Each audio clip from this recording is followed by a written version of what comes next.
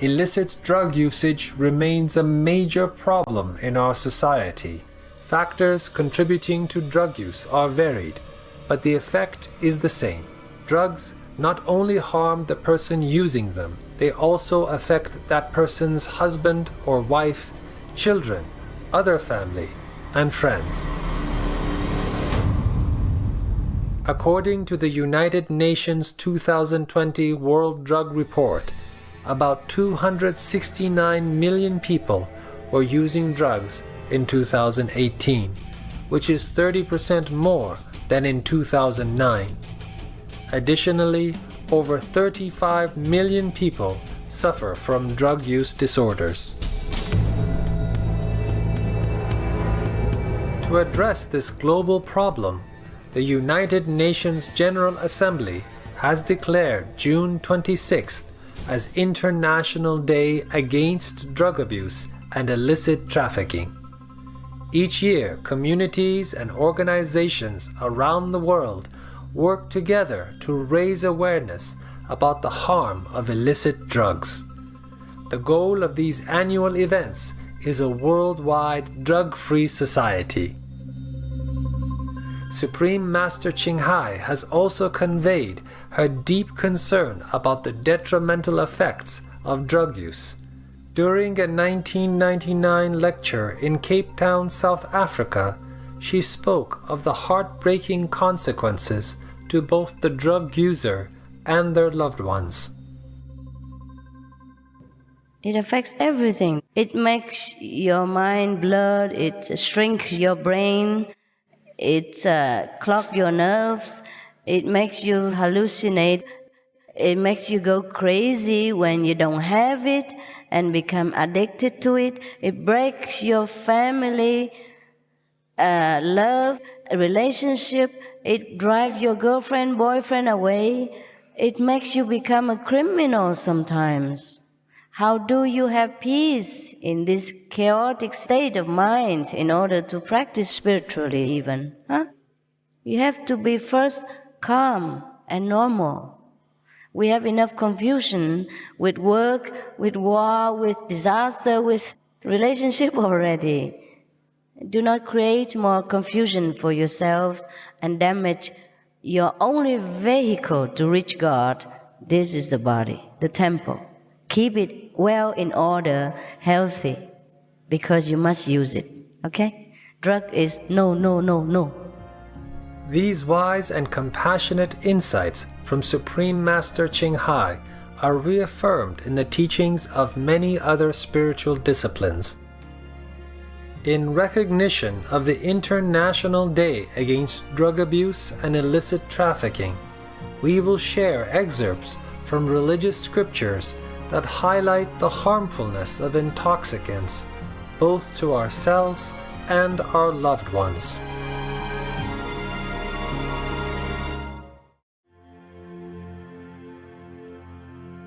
The Christian Holy Bible warns against intoxication, saying that we should stay sober and avoid intentional harm to ourselves.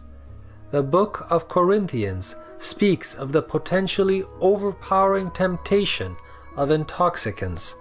However, if we appeal to the power of the divine, we can overcome these temptations. No temptation has overtaken you, except what is common to mankind. And God is faithful. He will not let you be tempted beyond what you can bear. But when you are tempted, He will also provide a way out, so that you can endure it. Alcohol is also considered an intoxicating drug and should be avoided, as stated in the Holy Bible.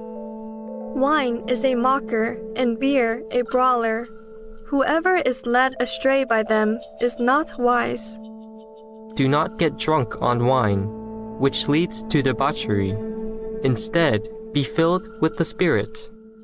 Likewise, teach the older women to be reverent in the way they live, not to be slanderers or addicted to much wine, but to teach what is good. Be alert and of sober mind. Your enemy, the devil, prowls around like a roaring lion looking for someone to devour. Be not among drunkards, or among gluttonous eaters of meat, for the drunkard and the glutton will come to poverty, and slumber will clothe them with rags. Illicit drug use is known to be harmful to our health, with even fatal consequences. Biblical scriptures clearly state that our body is a spiritual vessel. We should care for it, not bring it harm. Do you not know that you yourselves are God's temple, and that God's Spirit dwells in your midst? If anyone destroys God's temple, God will destroy that person. For God's temple is sacred, and you together are that temple.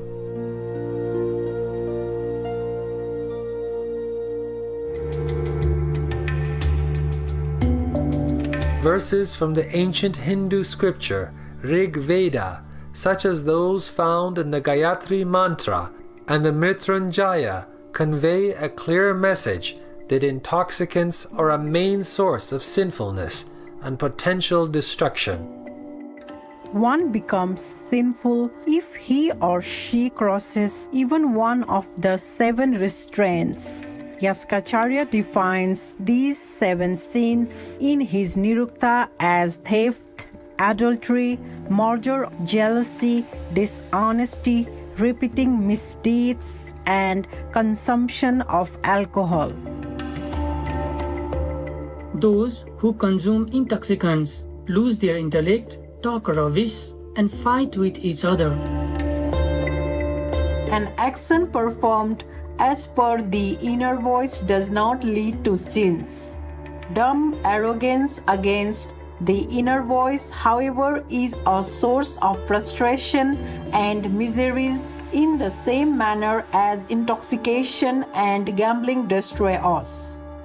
Ishwar inspires those with noble elevated thoughts towards progress and propels down those who decide to think lowly.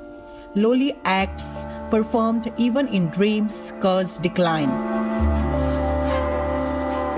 Weak minds are attracted towards meat, alcohol, sensuality, and womanizing.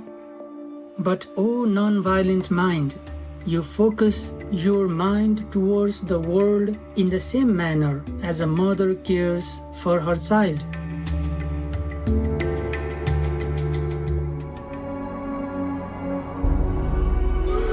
The great Islamic scripture, Quran, reflects Allah's teachings that intoxicants are detrimental to our relationships with family and community. Like a spiritual poison, intoxicants can even sever our connection with the divine. Thus, the Quran refers to intoxicants as temptations from Satan and warns of their adverse impact to humans.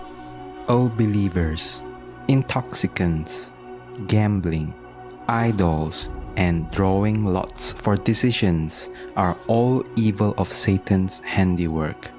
So shun them so you may be successful. Satan's plan is to stir up hostility and hatred between you with intoxicants and gambling, and to prevent you from remembering Allah and praying. Will you not then abstain?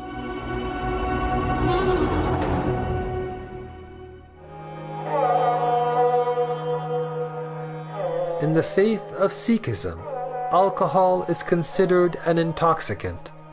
Thus, consuming it is not allowed, since it blurs one's mind, as stated in the holy book, Sri Guru Granth Sahib. One person brings a full bottle and another fills his cup. Drinking the wine, his intelligence departs, and madness enters his mind. He cannot distinguish between his own and others, and he is struck down by his Lord and Master. Drinking it, he forgets his Lord and Master, and he is punished in the court of the Lord. do not drink the false wine at all, if it is in your power. O Nanak, the true Guru comes and meets the mortal. By his grace, one obtains the true wine.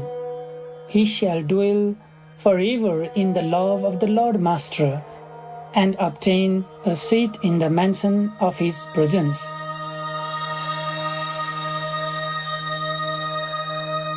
Delightful viewers, it's been a pleasure to have your company on today's Words of Wisdom.